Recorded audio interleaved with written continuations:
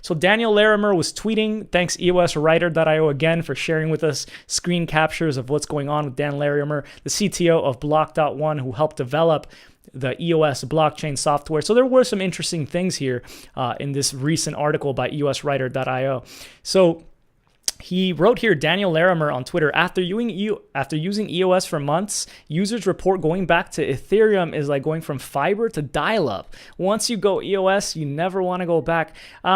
I know I'm going to get flack from the Ethereum community, but again, I'm not a maximalist out here. But I will say that the ability for me to have scatter running in the background, my wallet, which is kind of like my crypto, and then easily go to Newx.io or whatever the website, Newdex.io, which is a decentralized exchange built on EOS, and easily switch between tokens at lightning speed without paying any fees and having to sign too much. To me, it was groundbreaking, and having to go back to Ethereum at a certain point is, it definitely feels like a step backward. I don't know about fiber to dial up, but I totally see what he's saying there.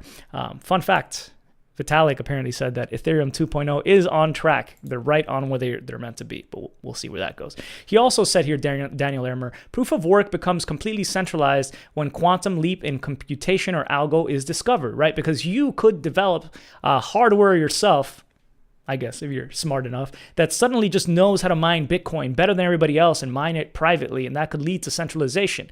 Could happen. DPoS, so delegated proof of stake, which EOS is built upon, stays decentralized regardless of technological developments. You can fork DPoS easily, but creating a new resistant proof of work is very difficult. Or it has to happen all the time, like Monero does with that blockchain.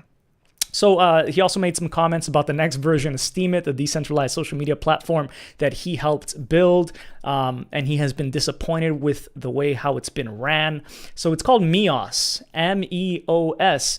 So people are talking about that because Daniel Larimer said, speech is too valuable to be free. What we want is a market where everyone can bid for an opportunity to talk and all who listen profit. This is what a properly designed blockchain enables. So this might seem like infringement on free speech, right? Someone here had said, like, doesn't this make it terrible? Doesn't it look like here we go. Douglas Horn says, aren't you concerned at all that this model empowers only those who already have ample resources to speak at the expense of new voices who cannot afford a platform but may have important messages we all need to hear?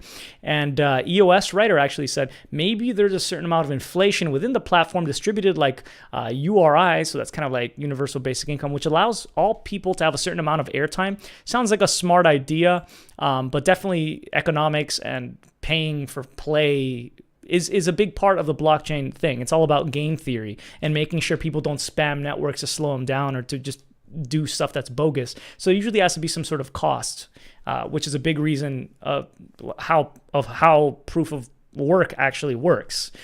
So I understand what's coming out here, but it does look like he's hinting about thinking a lot more about MEOS recently, and maybe that's one of the things that's going to be coming out in June or this year, since he's been ramping up talking about this.